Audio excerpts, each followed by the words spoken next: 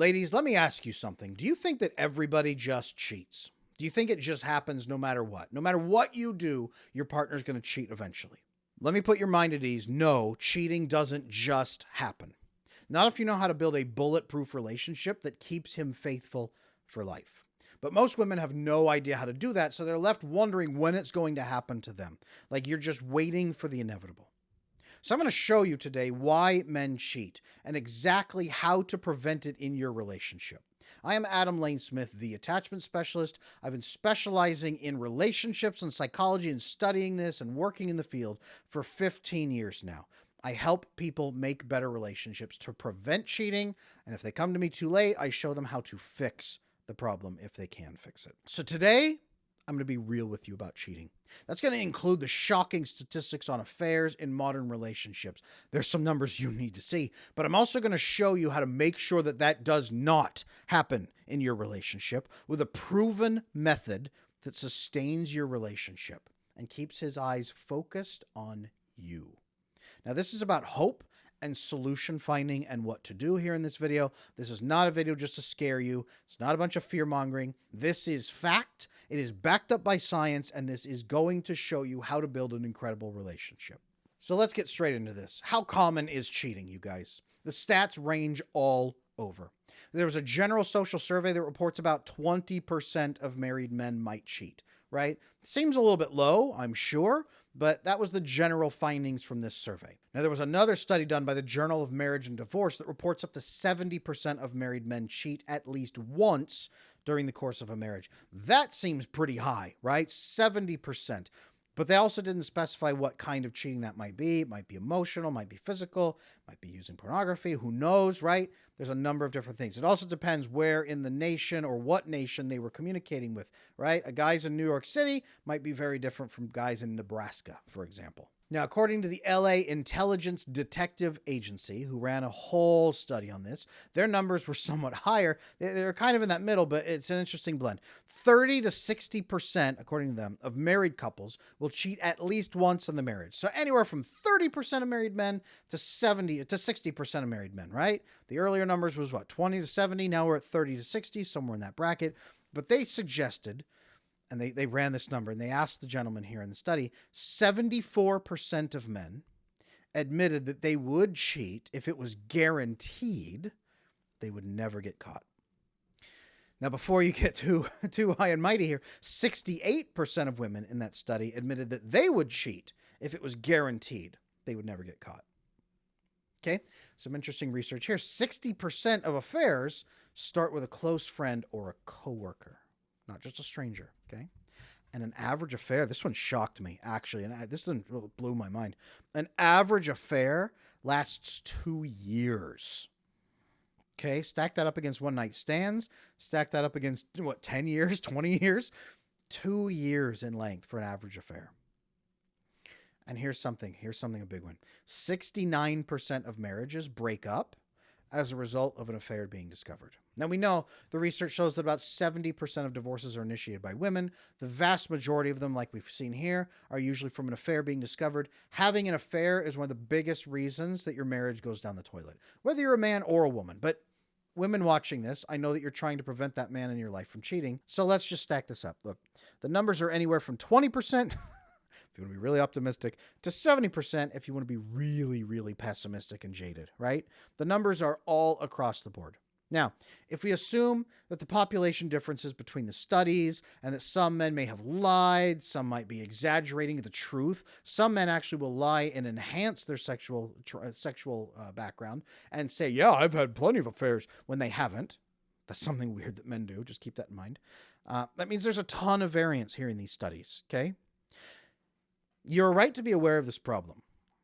You need to be aware of this problem. There is a chance a man could cheat, right? The research shows about 50% of men now have attachment issues as well. So I think that probably from 20% to 70%, right? Middle ground, somewhere around 45, 50%, roughly 50% of men have attachment issues. It's starting to kind of make sense that it could be the attachment issues driving this, right? Just a correlation, doesn't prove causation, but there we go. So ladies out there, you are right to be aware of this problem, that it could happen. But what might make women more afraid that it's going to happen? Okay, what signs do women typically look for? All my research, all my coaching, all the times I've worked with thousands and thousands of women over the past decade, these are the number three, the top 1, 2, and 3 things that women really look for that tells them an affair is coming. Now, number 1, if your parents cheated.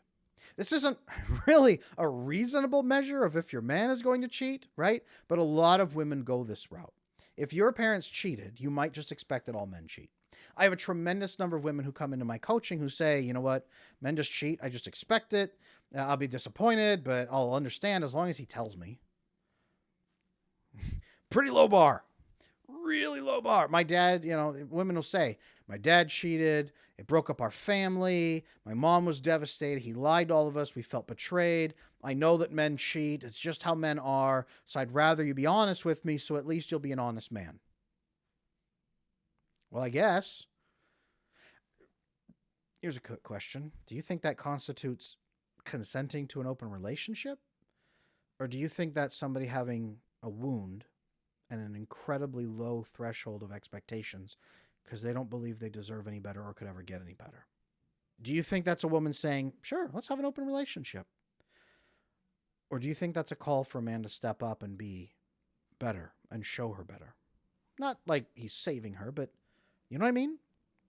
Doesn't sound like consent to an open relationship to me. Sounds like a woman who doesn't believe that monogamy or love is really possible for her.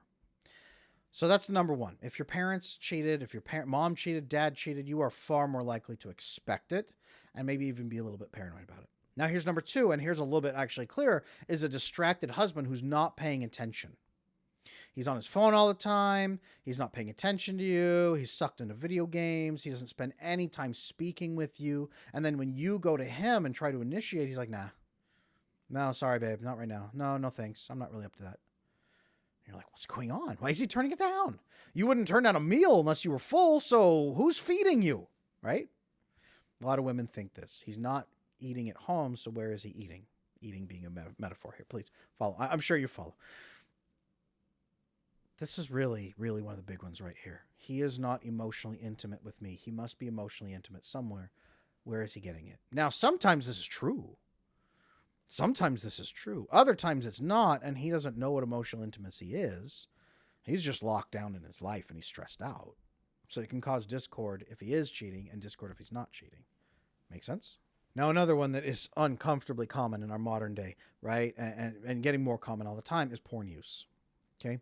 Porn through social media, through Pornhub, through all kinds of different apps, even just Googling all kinds of things. There's a number of ways he can be getting it. There's a number of ways he can be hiding it. He can be following fetish models. He can be following all kinds of things. He can be in their DMs. We call this micro cheating. He could have an OnlyFans subscription. There was even, I think, a U.S. senator recently who was kicked out of the House, or maybe it was a House member who was kicked out by throwing campaign funds into OnlyFans. Imagine.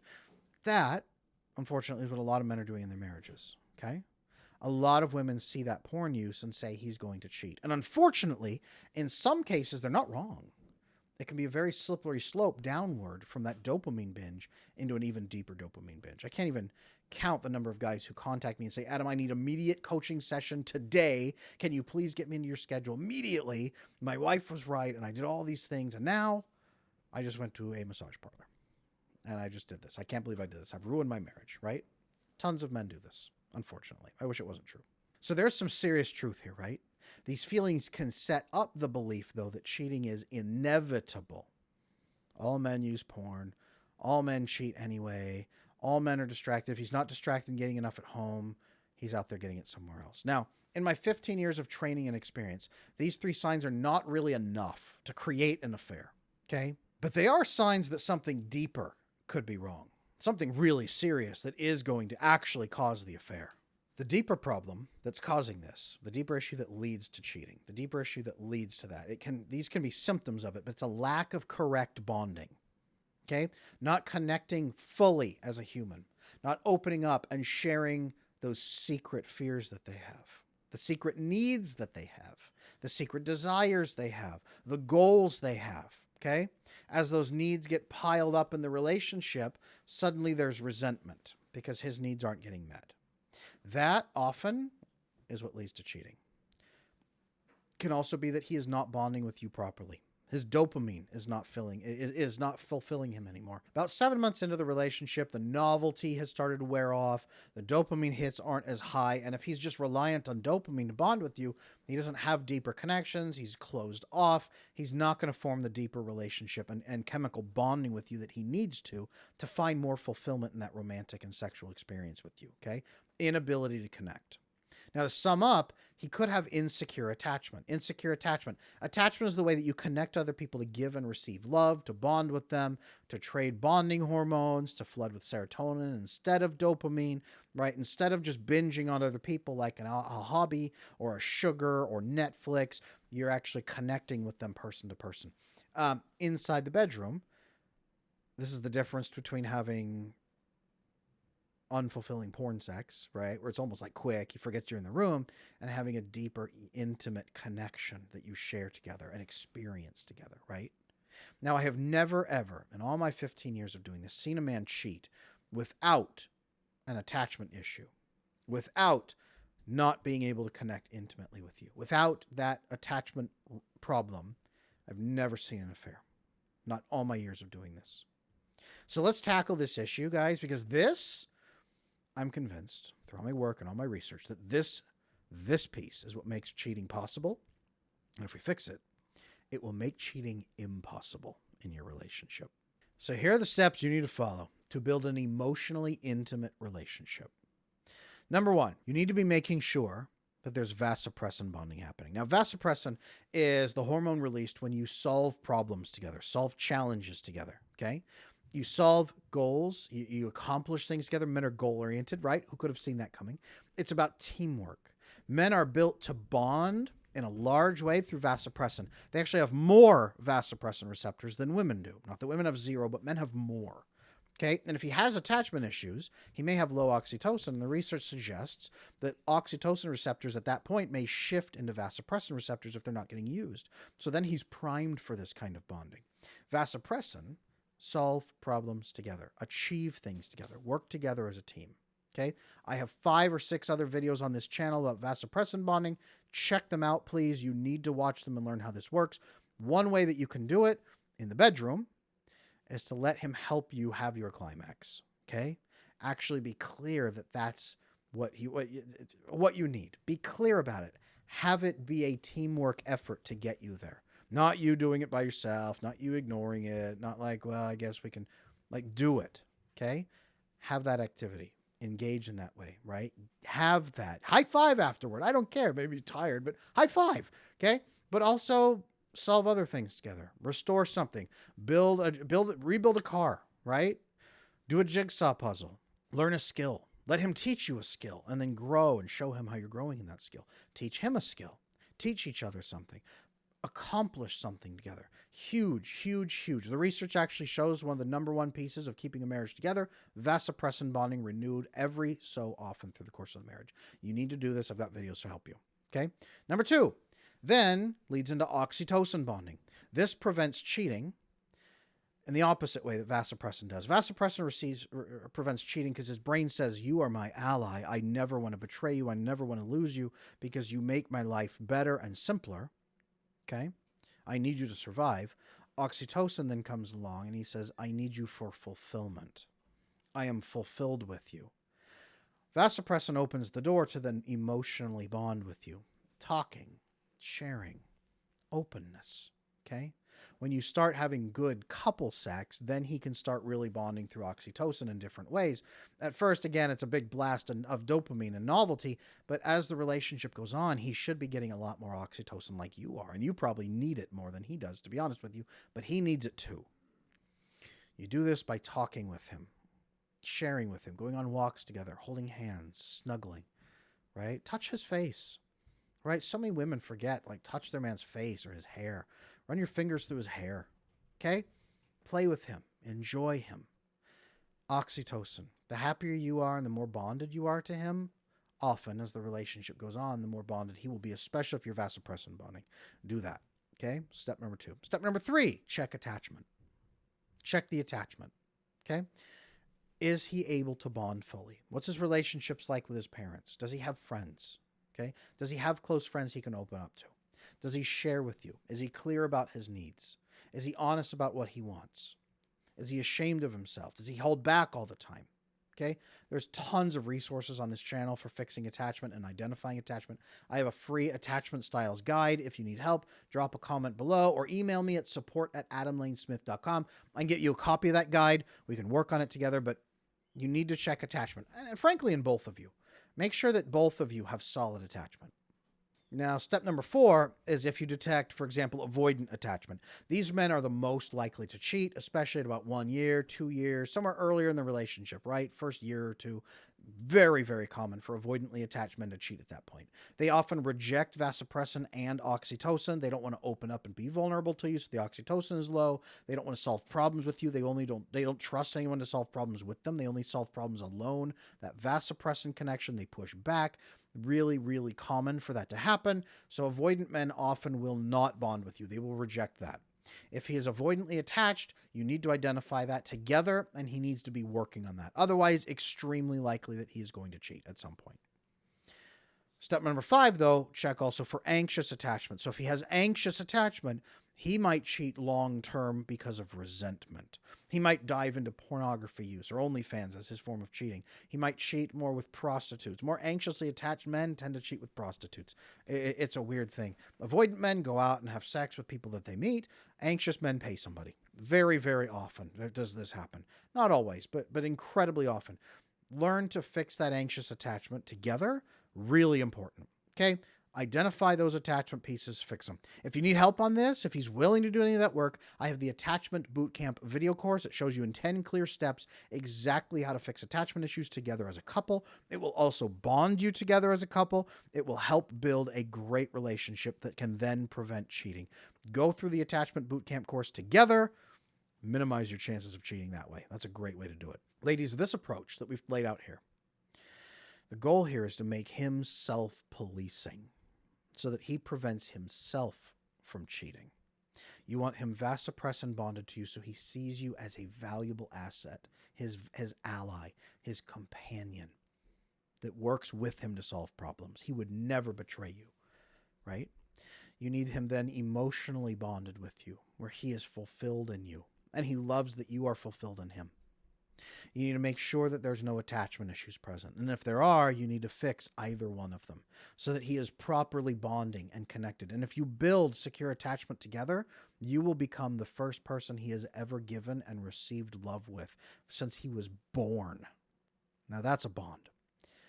Help him to become self-policing. And then you don't have to worry about him cheating.